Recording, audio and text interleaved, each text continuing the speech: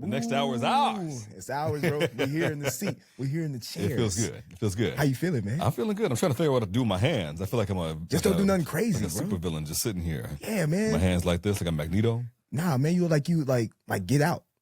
Remember Get Out when you was scratching? Nah. Yeah. Like no. That, maybe I should. Okay, right here. Do something. I don't know. Right here. Yeah, man, you cool. Bro. I'm not trying to cover it. Hey, you cool, bro. I'm trying to watch it. You trying to watch it? Yeah. Yeah. Yeah, you look good, man. Yes. Oh, there we go. Yes. There we go. That feels good. Woo, it feels good. Man, first episode. First episode. This is crazy. We've been talking about this for a while. Bro. Trying to plan it out.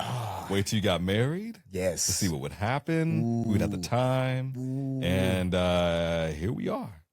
Bro, it feels... I damn near sped here. I ain't gonna lie. I damn near sped here, bro. I did. You gotta leave on time. Oh, man. So I wanted to be here sooner. We got here at the same time. We did. We did. So our time etiquette, I guess, needs a little work. You know what they say about black folk.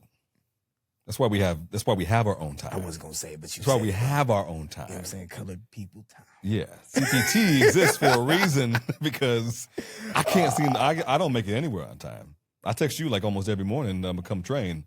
I'm gonna be a few minutes late, which I am usually. Yeah, and I just expect it, man. Like when people ask me, yo, where's Kane at? He'll be a little late. Yeah, don't worry. I'll be there. I'll be there. He's gonna be there, but I'm definitely gonna be late. Absolutely. Which maybe it'll change as I get older, but there is zero guarantee of that. So also I don't want to change it. So man. Again, zero guarantee of that. No one's gonna hold me to it. Bro. And yeah. Oh my goodness, man. All right, man. I feel like they came here for something. The people? The people came here for something. People came here for something. All these people out there, I keep pointing at your camera. I'm pointing your camera right there, my camera right I'm here. going to keep, everyone that gets to watch this first episode, keep track of how many times I point to my camera. Because so far, I think it's 3 or 4 times. And if we count that little one I just did, and that one right there, and that, dang. Anyways, they came here for something. They came here for something. So let's go ahead and roll the intro and let's get started. Let's get started, okay? Come on, first episode. Okay. Come on. What's up, everybody? This is the I Gotta Know podcast, the podcast that marries our two cool professions, our jobs, fitness and entertainment, and delivers them to you for your viewing or listening pleasure. Absolutely. Anywhere you get your podcast. My name is Kane. And my name is Pat. Yeah. We're here, ready to rock and roll, ready to do this thing, man. And this is the first episode. So I want to start off by letting the folks know and also us reminding ourselves before we start. Absolutely. Why did we start this podcast? I'd like to know what you think. Like, if you can remember why we did this. Man, outside of it being just mad fun. Yeah. Because that's obvious already. Yeah. We're like 5 minutes in, that's already that's obvious. You know what I'm saying? Outside of it being mad fun, from my vantage point, it was something that we talked about heavy. Yeah. We have a very interesting relationship. Yep. 2 interesting careers. Yes.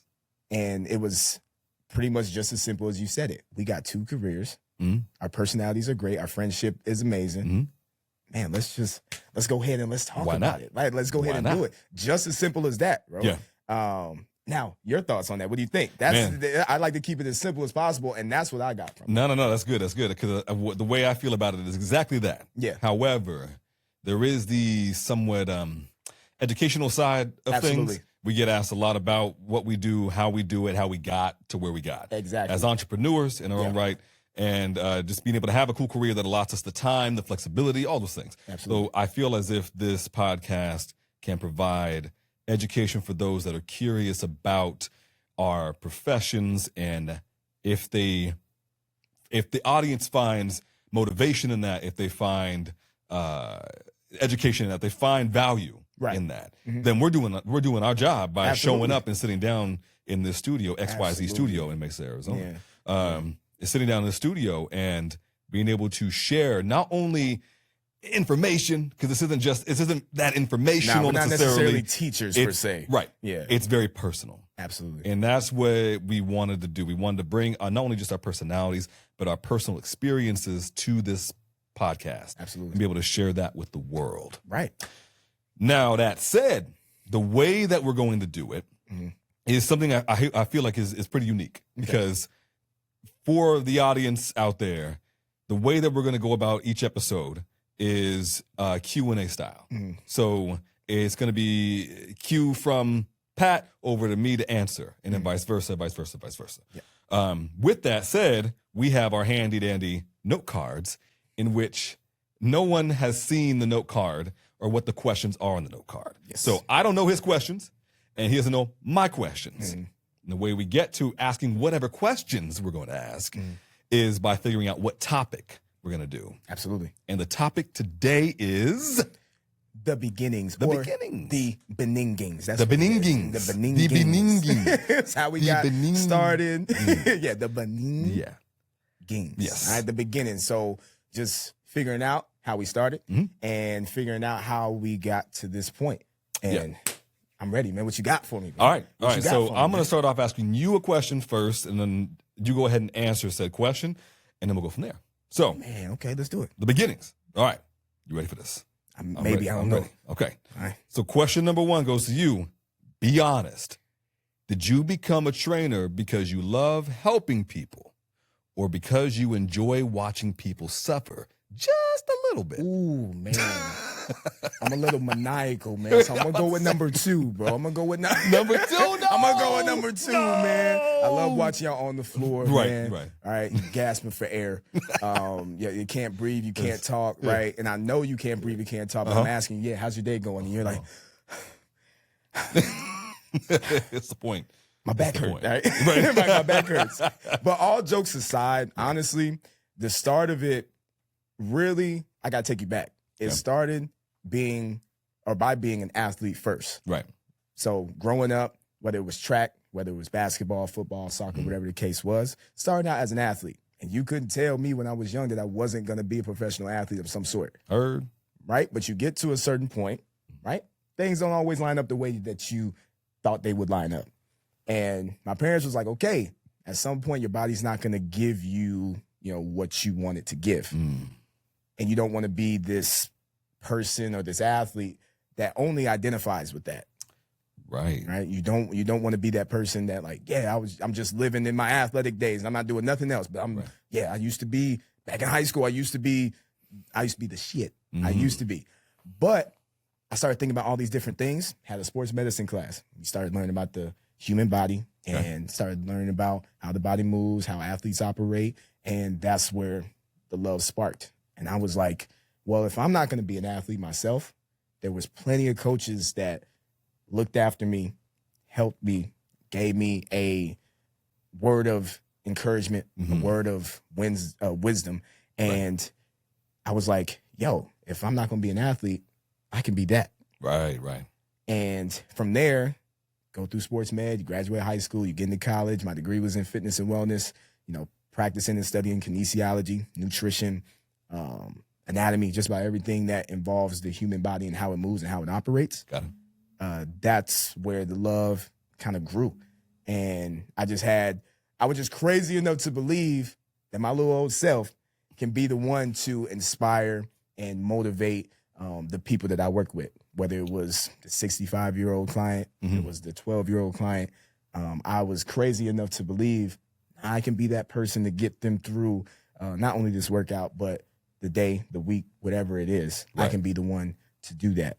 And for me, and that's where I discovered that, helping somebody and motivating somebody is something that I not only have a passion for, but something that I was willing to work as hard as I possibly could to master it. Right. And we're still on the quest. But of course, from 17, 18 to now, 28, going on 29, we made leaps and bounds, man. Right. So yes, helping people, watching y'all suffer. Oh yeah, absolutely. Absolutely, bro. Absolutely. Full circle, you know what I'm circle. saying? Back to and you it. know me, I never admit to it. Y'all be like, man, Yeah. my legs hurt. I'd be like, man, that wasn't me, bro. That wasn't me. Look, I wasn't even he does there, say bro. that. He says that all the time. It wasn't He says there, it bro. all the Look, time. I wasn't even coaching that day. No, It he was wasn't there. even- We all saw it. It wasn't. we all It wasn't saw me. it. I may not even be here right now. It wasn't even me. Okay, I don't know who he's talking to, bro. But this seat is empty. Okay. Okay. So then, sports medicine linking to personal training. Yeah. For someone that doesn't really fully understand how this works in your industry, Yeah. why does that connect? Because when I think sports medicine, I think I don't know, like the person, I guess I think about like a major athlete, you know, basketball player, NFL player, whatever. And that they're the person that when they get injured, they stretch them out. Yeah. Am I right? But Yes. why is that linked to? Yes, to a certain degree. But also understanding, being in sports medicine, being an athletic trainer, Right. and this is when I first got privy to this in high school. You have to understand exactly what an athlete needs. So if they're cramping up, you have to know exactly what they need in order for them to not cramp up or to relieve that. Or if they're feeling a twinge somewhere, if they're not feeling their best, you have to understand or know the questions to ask so you can get your answer. Just like similar to personal training, for like you, for example, you came to me, you had specific goals. Yep. You had specific things that you've experienced in the past. You had things that worked for you, things that didn't work so well for you. Certain body ailments, whatever the case is. Yeah. And through that screening is what we call it. Through that screening, through that first initial assessment, I know exactly what you need to get you to where your goals are in the future. And I know exactly how to progress you. I know exactly how to adjust exercises. I know exactly how to do, whatever needs to be done in order for you to get to your best you, your best version of yourself. So tying that back to sports med, the athletic trainer, the sports medic, if you will, needs to know the human body almost to a T to get all their athletes and keep them healthy. Like get all their athletes healthy if they're not healthy already, but keeping them healthy, right? And this goes all the way down to like hydration, nutrition, this goes rest, everything. So when an athlete or somebody comes up to you like, man, I'm feeling a little sluggish, then you know, okay, did you eat? What did you eat? That's why you're a little sluggish. Or you didn't eat. That's why you feel the way you feel. So tonight, I need you to get a good rest. I need you to have X, Y, and Z, and we'll see how you're feeling in the morning. And then you assess and you see and you pay attention to their body language and how they're moving on the field or on the court or on the track, whatever it is. And then you kind of go from there. But the whole job and the whole focus is to keep the athletes or the people healthy as possible. Wow. Okay. Yeah. Well, that makes a lot of sense because honestly, you right when you said sports medicine, I was like, sports medicine and personal training, like what I see you do right, exactly. on a regular basis. I was like, yeah, very different. It's different, yeah. But that knowledge that you gained from your sports medicine training right. and from the schooling that you have, I mean, it definitely shows in the way you train. Right. Like it definitely shows because you know exactly how to treat everyone's ailments, treat everyone's personalities, treat everyone's understanding of exercise and nutrition and stuff like that. Because everyone has a different point of view and everyone has a different way that they live their life, how they go about their day to day. Right. And so being able to navigate that, I mean, that's got to be tough. It has its ebbs and flows, man. But the more skin you get in the game, as I like to call it, the better off you are. And I think that's something that's missing with that, because I can go on a tangent about that, so I won't go too crazy. Okay. But that's something that's I think missing in today's time when it comes to today's coaches. Right. A lot of coaches are getting into it for the wrong reasons. Or they're just impatient, which I've experienced that as well. Like they want to be a certain, like this big mega trainer, but don't want to put any work in to learn and to take the bumps and bruises along the way. But like I always say, if you want to get really good at coaching, get coaching the main thing. So whatever that looks like, it's about the people that you're working with.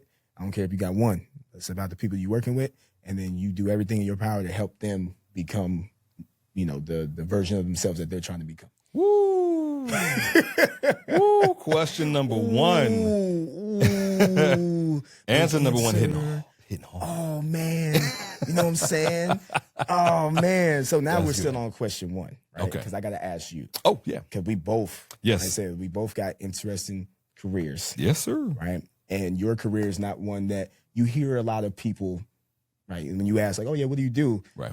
Acting is not the norm. No. Right? And you've been in the business for a long time. Yeah. And you've been able to succeed in the business. Yes, sir. So my first question to you, very simple. Why acting?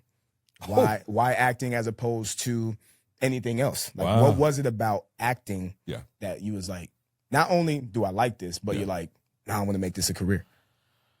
That is a great Great first question, because I feel like what comes to mind is the fact that when I was younger, I knew exactly what I wanted to do. Mm-hmm. I wanted to be an actor. Yeah. Since I was a kid. Right. And it never changed. I never swayed. I never really wanted anything else. Mm-hmm. I always knew that I wanted to be an actor. Okay. So I'm like, oh yeah. Well, duh. I was a kid. That's my answer. Yeah. It's a little bit deeper and it's a little bit deeper than that. Yeah. It's more so that I really, really wanted to be somebody different, any chance that I could get. Yeah. And that as an actor, you get to play all of these different characters with different backgrounds and different names and different personalities, different ways of life, different understanding, different experiences, all these things. And I craved that. Yeah. I craved that growing up. I craved that as a kid, into my teens, into my adulthood. Yeah. Because reality wasn't as hot. It wasn't as comfortable. It wasn't as exciting. It often felt unsafe. I felt very insecure. Mm-hmm. I felt, especially growing up as a kid, everything was changing all the time. Not just the world around me. On the grand scheme of things. Right. Yeah. But also my day to day, what my life was like growing up. Mm-hmm. I was a latchkey kid who really loved and really only got to do at times watch TV and watch movies. Yeah. And growing up, I got to watch anything that I wanted. Yeah. Which was now that I have my own kids, I don't recommend that. And rightfully so, bro. I don't recommend that. Yeah. But getting to watch all of these different movies and television shows, whether they were for my age group or not, it brought me into a different world, a world away from the one that I was in. Because the one that I was in, like I said, was chaotic and brought a lot of insecurity and it brought a lot of instability. And so I wanted to escape. And so I felt like having that as an outlet would be the answer. Okay. To being able to escape reality. Okay. So my why acting? Yeah. Sure, is very deep. It's in my core to want to be an actor. There's nothing else I really want to do. Right. Yeah. And so that being said, why acting in my adulthood? Because sure, when I'm a kid in my teens, it's different. It's different. Very different. Different mindset, different experiences.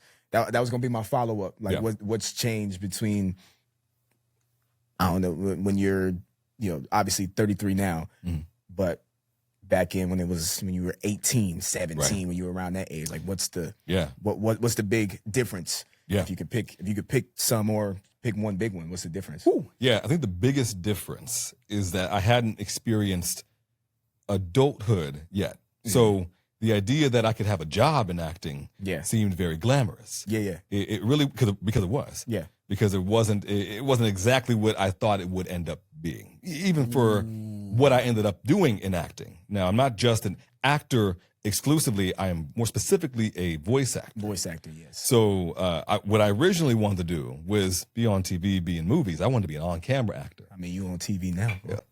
Oh, snap. but go. So I wanted to be on camera. I wanted to do this other big job. I wanted to be one of my favorite stars, idols, role models of all time is Will Smith. I wanted to be, shout out to Will Smith. Yeah. I wanted to be Will Smith. Mm-hmm. I like die hard. Like I wanted to be Will Smith. I think everybody wanted to be Will Smith at one point, man. One point, shoot, the whole world was like, yo, I'm Will Smith. Yes. No, you're not Will Smith. I'm Will Smith. Yeah, and even Will Smith, come on. So, you know what I'm saying? So I wanted to be at that stature. I wanted the glamour. I wanted the big. I wanted the loud. I wanted it to engulf my life. Mm-hmm.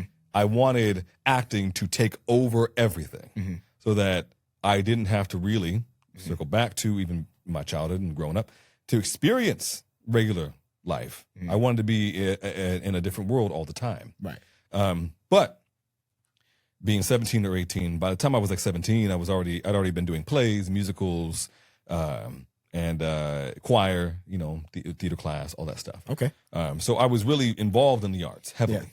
Yeah. So I knew that I really did want to do that for a career. But what I didn't anticipate was how difficult it was not only to get into that career, but also to maintain and sustain that career. Right. You know, I think every actor out there, whether you're on camera or voice or whatever it might be, if you're in the entertainment industry, it's pretty difficult to sustain being in the entertainment industry. I didn't know that then. I think that was a good thing because it allowed me to be free and try anything and everything. So then at 18, when I first moved out to LA, to just be in LA. Just to be there. Yeah, which makes sense. I mean, that's where all the stars is at. That's you go to Hollywood to quote unquote make it. Yes. Right. So that makes sense. Yes. And so when being there 18 and in my early 20s, my late teens, early 20s, moving to LA just to be in LA, it definitely put me under the pressure that Hollywood isn't for everybody, and that choosing this as a job was way more difficult than I thought it would be. Right. I genuinely thought I would go out there and within a few months, maybe, I'd be doing something. Like, man, it took me 2 months. I'm gonna be Will Smith. Give me that. No, I'm gonna be definitely. Will Smith. I'm here. When I got to LA, I was like, I'm here. You know what I'm saying? Everybody, I'm here. Put me in the next Independence Day. Independence Day 3, whatever it is, but put me in that. Put me in it. And so the fact that did not happen, and then did not happen for years, and then I shifted over to voiceovers, and even in voiceovers, it did not happen for years. That was difficult. So what was different was my understanding of sustainability. Okay. So being 18, 17, I had no idea that you even needed to sustain a job. Really. Thought you just had one. You just pick them up like in the game of life. You just pull a card. Like, oh, I'm this now. Yeah, I'm like, this now. I really thought that. Right. And then now being at my age, 33, where I'm sustaining that job. Right. Yeah. One thing that still rings true is you have to continue on a daily basis to find ways to sustain said job. Okay. Because it's not guaranteed. Right. You know, I love what I do. I'm so immensely lucky to do what I do. But is acting sustainable? No. Okay. Okay. No. So here's what I'm going to ask, because you actually answered my second question, and then since we're kind of flowing with it, I'm going to ask you because we're right on. Like I'm feeling what you're saying. So, so to any aspiring actor or actress out there, whether it's whether they want to be in movies, whether they want to be in TV shows, whether it's voice acting like you do, what would you say? Like, how would you tell them? Like, because of course that journey it has its bumps and bruises, and it's hard to continue to push and work and believe in a dream that at some moments doesn't even feel like it's gonna come true, right? And you put your blood, sweat, and tears. What are some things that maybe you either told yourself or maybe you had somebody tell you that kept you going? Because you've been, it's been 10 plus years of being in the business. So it wasn't sunshine and rainbows all the time. No. Right? There's probably been more darker days than anything. Yeah. So what would you say to the new aspiring actor or actress that's like, maybe they're already in the mix, or maybe they have their doubts or their fears? What would you tell them, like, to keep on going and push forward? Yeah, man. Really, I would say to anybody and everybody out there that does want to do voice acting, and be more specific, being in voice acting, you really, really want to do this job. First of all, you don't need to have a special voice. You don't need to have any. But you got a special voice, though. That's cool. But you got a special, like, it's a very distinct voice, right? So, but yeah, go ahead. Well, but I'd argue that everybody has a distinct voice. Everybody has a distinct sound. Yeah. So sure, I sound more like I might be doing something in that part of the industry, totally. But everybody has a unique sound. Everybody. Nobody really sounds like anybody else. And so in that, you are unique. So I would tell aspiring voice actors or actresses out there, you don't need a special voice. You just need your voice. Okay. You don't need special equipment. You just need whatever you can work with. Okay. You don't need an agent immediately. You need the drive to do the footwork, like reading scripts if you can get your hands on it. There's plenty of websites out there. Read some scripts. Learn some aspects about the industry, not just about the people doing the bigger, higher up job. Like I was saying earlier with Will Smith. Like, I was looking at Will Smith going, wow, forgetting forgetting that there was a whole whole mountain he had to climb. Absolutely. To get there. Right. Yep. So same thing with voice acting. Like there's a whole mountain that all of these actors had to climb to get to where they got. Right. So there was a lot more work into all that. So not to only look at, man, I want to get there only, because then you're forgetting about that mountain. You're not going to be prepared for it. So when you get to it, if you're unprepared to climb that mountain, chances are you might not climb it. Right. Okay. That makes perfect sense. And I just thought about, I'm pretty sure Will Smith, before he became an actor, he was in music first. Absolutely. Yeah. So he made a complete, U-turn. Yeah. To being, at the time, I think he was one of the best rappers. Him and DJ Jazzy Jeff. Yeah. That was the crew. The Fresh Prince and DJ Jazzy Jeff. I think they were, if they weren't the best, they were one of the best out at the time. Absolutely. And then you got to turn around and, make you got to learn something completely different. Yeah. Different from what you thought you knew. Of course, the spaces might be the same. You run into the same people maybe, but it's a completely different thing. So the fact that you said that, I didn't even think about, because obviously we only see the glory of a lot of these entertainers, celebrities, actors, actresses, and unfortunately the downfall of a lot of them as well. But that is I think a very important piece, because people in general, man, you just don't see the mountain that you have to climb in every avenue, especially if you're doing something that's unique. Absolutely. Different, right? Like you're not doing a regular job. Like you're not doing, you have a job that's simple as put, just very unique, man. So you have to have a certain sort of ambition, right? Focus. Yeah. You almost kind of have to be crazy in a sense. Yeah. Because it's like, yo, you going to do that? Yeah. Come on, bro. Like, are you serious? You going to go do that? And it's like, yes, I'm going to do this thing. Yeah, man. And, we're going to go ahead and we're going to make it work somehow, some way. Yeah, no, I've definitely had my opposition to becoming anything in the industry. Right, exactly. I definitely had opposition to be like, that's you shouldn't do that. Yeah, you shouldn't do that. You need something more stable, more sustainable. Yeah. Because acting, and I will say it, is not fully sustainable unless you figure out how it can be sustainable for you. Yeah. It's very different for everybody. So going back to that mountain I was saying that everyone has that to get where they got. Right. Everyone's mountain's different. Yeah. Everyone's journey is completely different. This is true. So there's no reason to look at somebody else's mountain and wonder if you can climb that, because it's not your mountain, it's theirs. Yeah. So stick to your mountain that's ahead of you. Yeah. And I'm sure if you're with the drive, with the concentration, with the focus, with the understanding that you might slip and fall a little bit, that you can't just keep going. And inevitably, you just keep going. The biggest, easiest way to fail in any industry is to stop doing anything towards the goal. Right. I agree. I agree with that. Yeah. Do nothing and you'll get nowhere. Yeah. Do nothing, you'll get nowhere, bro. And I get it, because some people are like, in their mind, because they have so much fear, doubt, whatever the case is. And it's easy to be like, man, I'm a little scared, man. I'm just not going to do nothing. Yeah. Right? But then turn around and be like, how come I didn't get anything? Right. It's like, like you was doing, like failing and doing what you was doing before was getting you, somewhere closer. Yeah. Right. Like you're closer to where you're trying to go as opposed to where you were. And it's like, you got to pick your cards, man. Like which would you rather have? Like, and people be like, oh, there's no guarantees. Like there's no guarantees in anything. Right.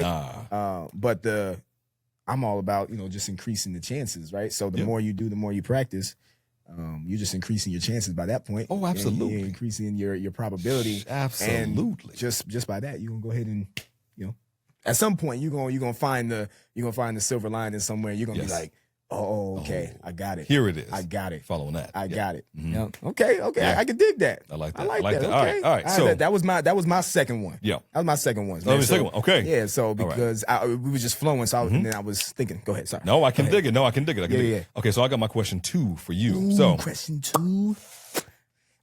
What in your childhood helped you become who you are today? What in my childhood? Yeah. Ooh. Man, how much time do we got, bro? How much time? Yeah. I'm gonna say, how much time do we got, bro? Man, honestly, man, there was plenty of things, man. There was like, I'm gonna try to bottle them up all in one little thing. The biggest thing for me, my parents, they were huge on being who you are authentically, and then standing 10 toes on that. Ooh. So, like, my dad used to tell me and my brother all the time, like, be a leader, not a follower. Ooh. That was huge. Whether it was, and he was just saying that in a general sense. He's like, anytime you feel like, you know, your friends is doing something that you're not cool with or comfortable with, right, you don't have to follow that. Right. Like, pave your own way. Just because your friends is goofing off in class doesn't mean you have to, or you should. And I feel like that was the biggest thing, because of what I talk about, what I represent.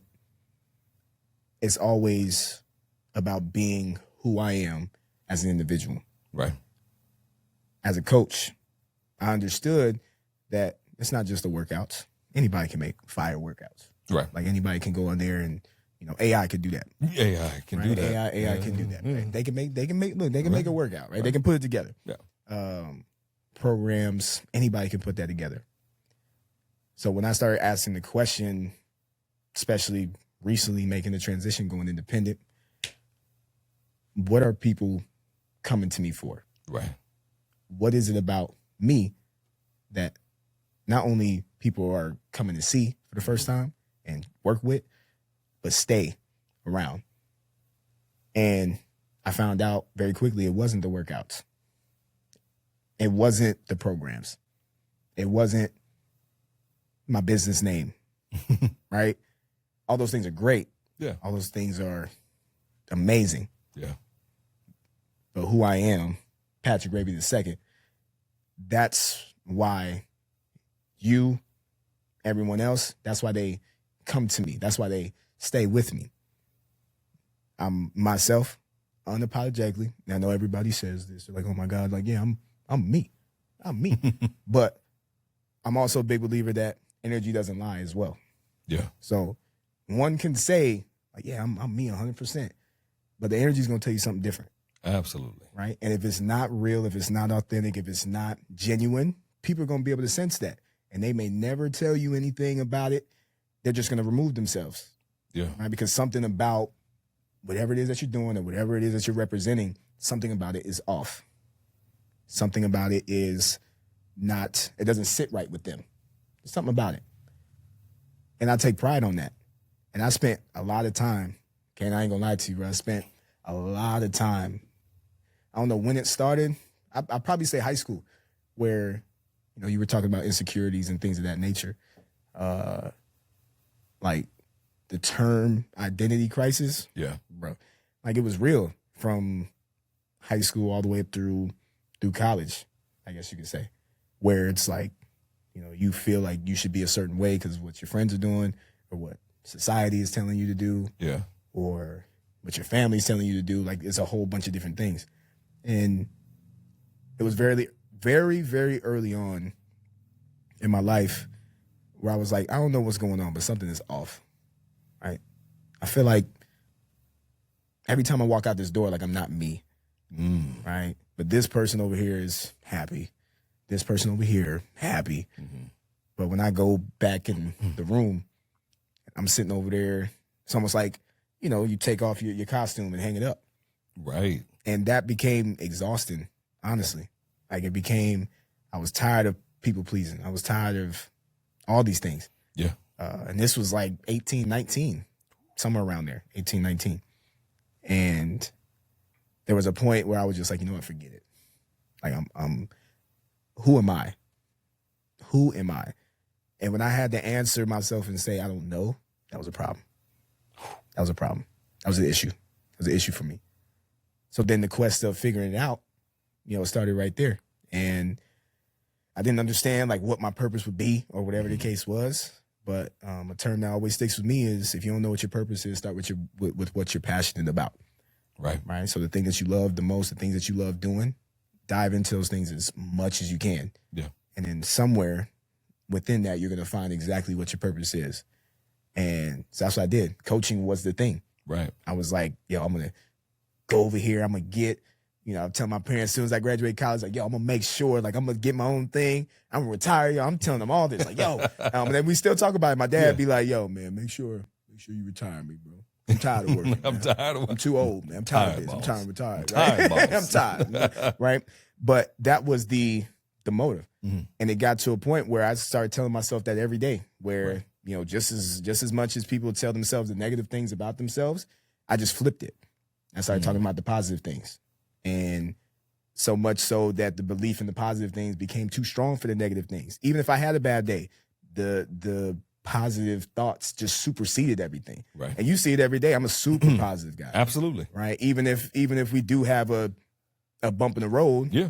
All right, man. Well, let's watch out for the bump next time. Let's watch out for the bump. You know what I'm saying? Like, see, trip your ass up. See what happened? You know what I'm saying? Like, whoa, you know what I'm saying? Trip your ass up. But it just carried on into that. And I just embodied that spirit to now being a coach.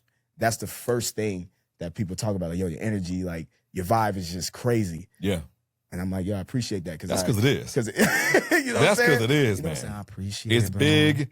It's proud. It's loud. It's positive as hell. Yeah. It makes you want to, like you said, it makes you want to come back. Right. Makes you want to come back. Like you do make fire programs, great workouts. I appreciate it. I mean, every client, I'm sure, is seeing change in one direction and not the other. Like, yeah. And I know personally, I'm seeing major change over the past year. Yeah. In one direction of just continuously getting positive, and that's because of all the hard work you did previously before before meeting you. Yeah. It's been a lot of effort, a lot of work to get to where you got.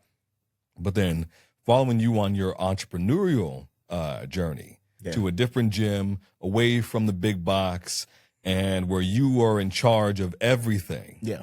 Yeah. I followed when you told me that day, I was waiting for you to end the conversation so I could ask you, so where are we going? Like, he said, okay, where we going? Where we going? I'm like, cancel my stuff today. Yeah. Do it right now, bro. Yep. I'm following you. I don't care where we going. Tell me where we going. Yeah, tell me where we going. Yeah. And which was big because you were one of the first people that I told, and you were I was 1 for 1 at that time. Yeah. I was 1 for 1. Yep. And then, just to kind of piggyback off of that, there was plenty of you that came. Yeah. And which I'm forever indebted to y'all because of that. Because I did go on the journey or tried to go on the journey once on my own before. Right. And it didn't work. That's okay. It didn't work. That's okay, because that failure led to the success. I know that now. Right. But I'm gonna tell you exactly what I was telling myself during that time frame. Okay. You're not gonna believe it, knowing who I am, right? Am I bad at this? Oof. Am I a horrible coach? Is training not my thing? Am I an idiot for going at this thing on my own? Am I an idiot for picking this? This is how I was thinking, because you're talking about a month, no clients, right? Still like, okay, next month's gonna be the month. Second month, no clients. Okay, I'm like, next month, there's next month. Yeah. The third month comes. Okay. Ooh. Right? And I'm watching girlfriend at the time, now wife. Shouts to Bay, shouts to Lily. At the time, she was holding it down, right? Working 2-3 jobs at the time, just to cover up the extra. Yeah. And I'm sitting over there like, bruh, what happened?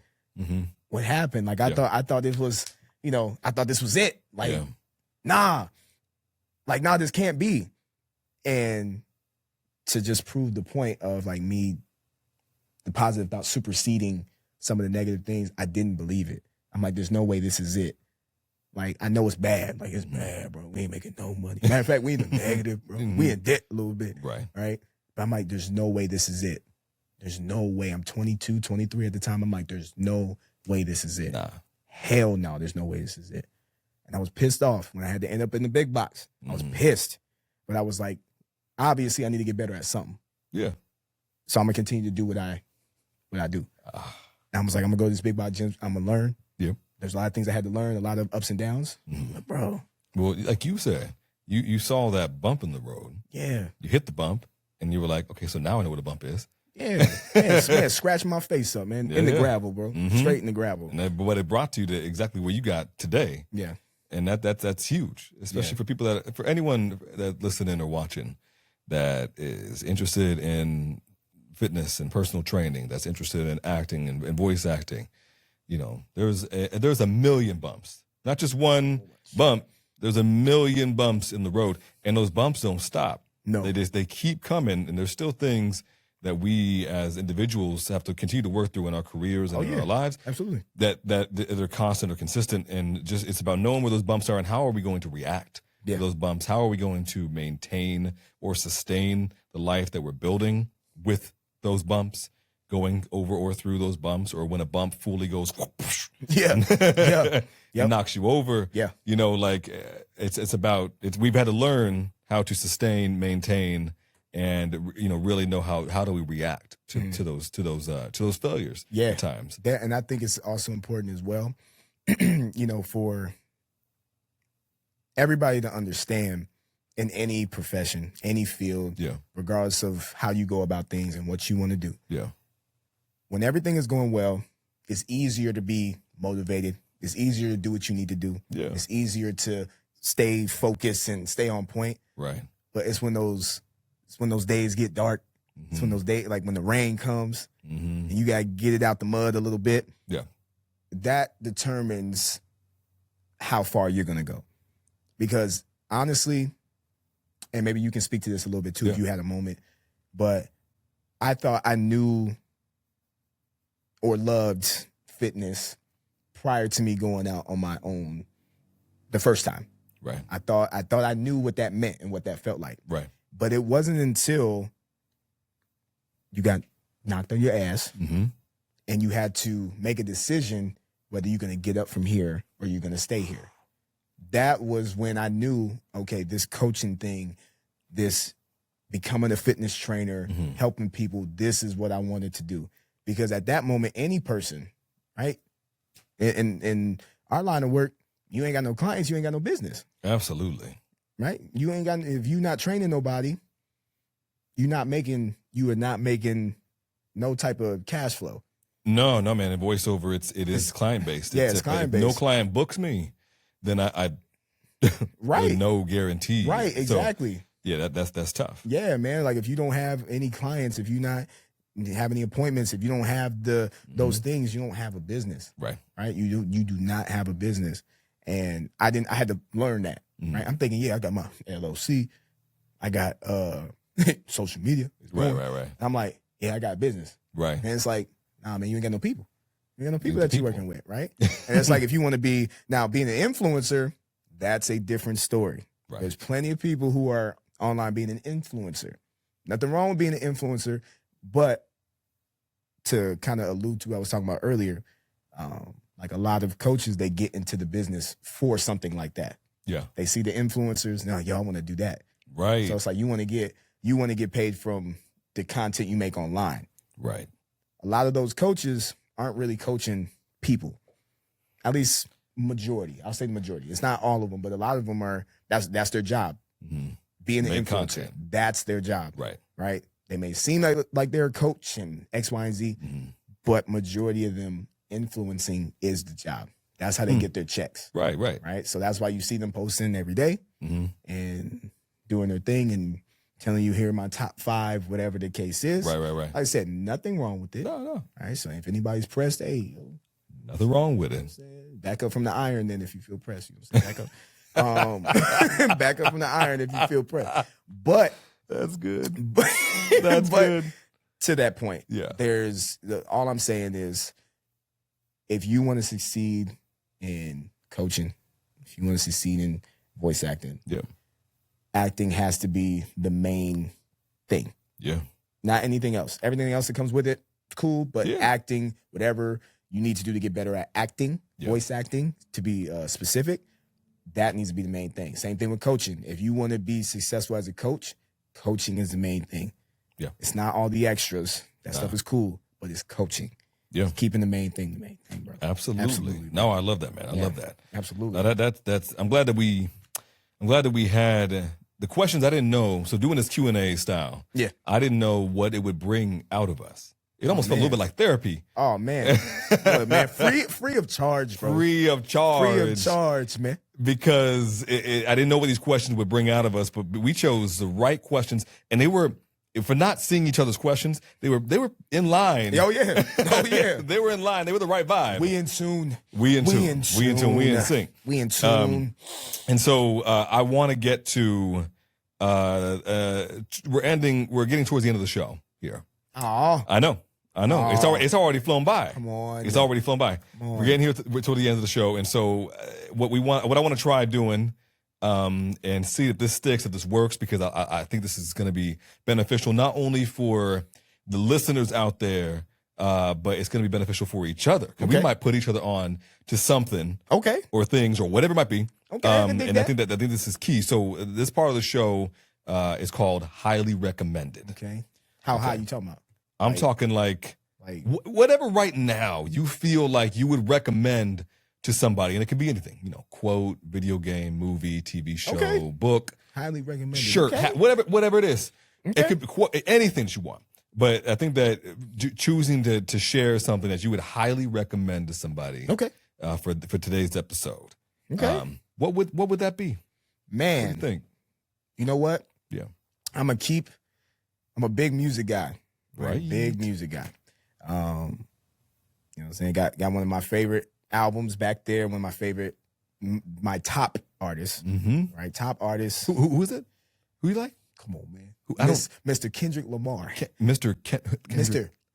Kendrick Lamar, aka K-Dot, aka never heard. Okay, I'll look him up. Aka the Boogeyman. The Boogeyman. That's true.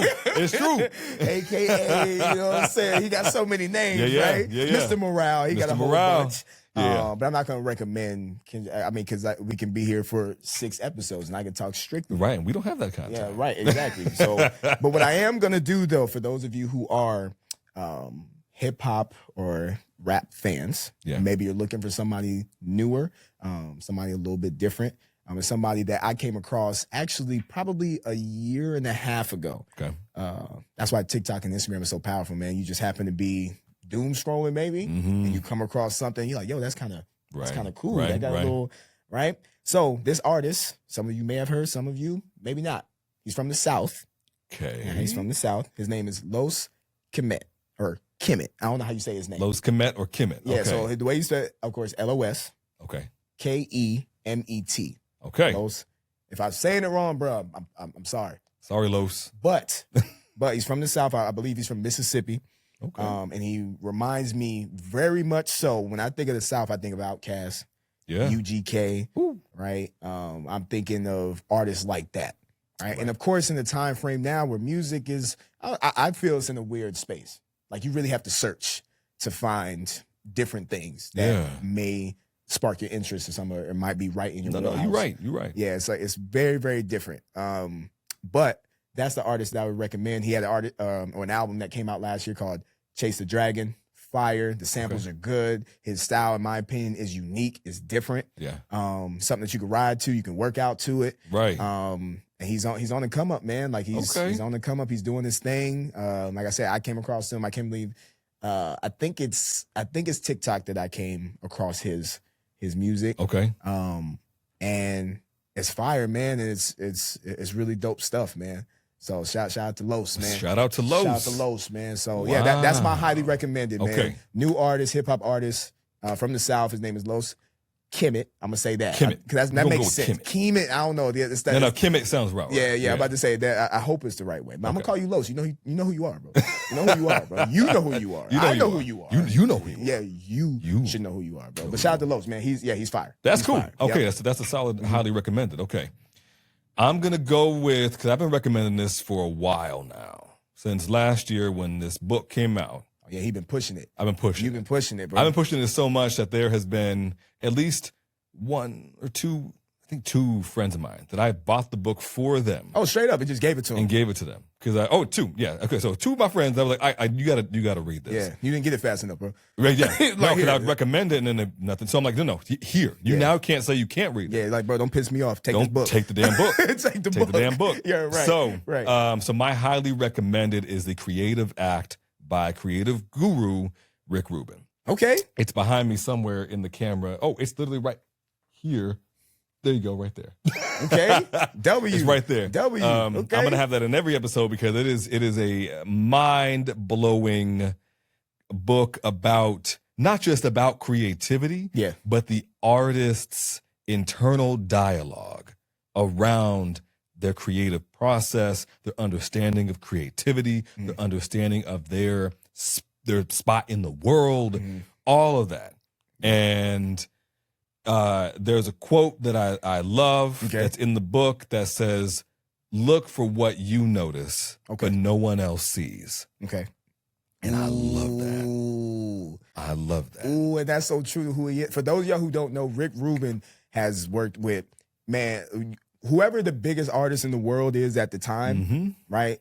And he's worked with them. And you know what's crazy? You'll look at Rick Rubin and be like, nah, it's not There's that no guy. way. Like, there's no way. There's no way. Like, he don't be wearing no shoes. No shoes. Long beard. White dude, long hair, long beard. It's like, no way. And he's sitting around, like, on the couch, right? Yeah. Just listening. He's, he can tell you, like, oh, no, that's cool. Nah, I wouldn't go there. Maybe try something else. Yeah. When you talk about, he said guru, legitimate guru. And creative guru. Yes. Like, he helps you tap in to something else that you didn't know was there. But it isn't like this, isn't just about spirituality either. It's simply about the human condition. Yes. Like, we have all of these walls because society and humanity and just building up walls. Yeah. So if you can figure out a way to not tear down the walls, but to, like, I have experienced this in my life. Like, the wall, look around the wall. Yeah. Yeah, look around You're the wall. just staring at the wall. Yeah. Go around. Yeah, see what's over there. You know, you don't have to break down the wall. You might even learn to lean on that wall. Yeah. You might learn to build around that wall. Like, there are so many ways to go about creativity. And I feel like The Creative Act, that book is so genuinely wonderful. Okay. That I especially with the quote, look for what you notice, but no one else sees. Absolutely. I feel like that's what we kind of did with this podcast. Absolutely. This is I'm going to say it for our first episode. Okay. It seems unconventional. Oh yeah. The style that we're doing our podcast. Oh yeah. Even the dialogue that we're having, it feels unconventional. It feels like it's different structure, different way going about it. But what I didn't see out in the world when I was looking for things to help me get through my creative process, not only just that book, but looking for other podcasts, other artists, other people, I didn't see this. Yeah. I didn't see this dynamic. I didn't see this happening. Yeah. And so, look for what I noticed was that there was something missing. Yeah. There was something that I'm like, oh, wait, there's some, well, where could I get that? And we found it. Well, absolutely. We created it. Absolutely. I mean, that's so fire, because a big thing that, we look for in our respective careers, okay, how can we make this our own? Yeah. And the big part of making something your own, you kind of have to do something unconventional or out of your quote unquote wheelhouse, out of what you are used to doing. Like, we didn't get to the places that we are in our respective careers doing what somebody else did. Nah. Right? Like, the carbon copy is never good as the original. No. Never good. Ever. Never good. Right? So it's like, why spend all this time trying to be something that's already been done before? Let's just take what it is. Let's give it a little swag. And the swag is us. Absolutely. That's why when people talk about, you know what I'm saying, AI and all that stuff, I'm like, they missing one thing. They're missing one. And it's me. And it's you, right? And it's the whoever the human is, that's what is missing. I agree. That's what is missing. Like, it's cool, like, it's a cool tool, but that human element, that's what make things pop. That's what make things, just dope, man. Yeah, and the fact that we here doing this and we talked about it for so long, I appreciate you being patient, because the wedding was crazy trying to, plan for it and everything. Everything went well, though. Everything went cool and went solid. So when we got to this day, you're like, yo, we're doing it. It was almost like, yo, we're doing this? Yeah, we're doing it. You sure we're doing it? Yes, we're doing it, bro. This is the day. So the fact that we here, man, we got my camera, you got your camera.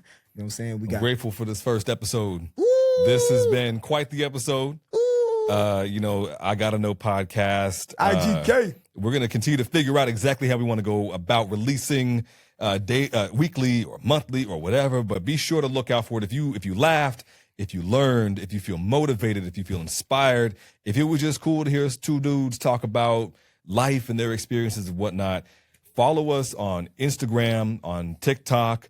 Be sure to subscribe on YouTube and come back for the next episode because we got more coming, more questions, more answers, more experiences, and more love. And to be honest, I know you're getting ready to close it.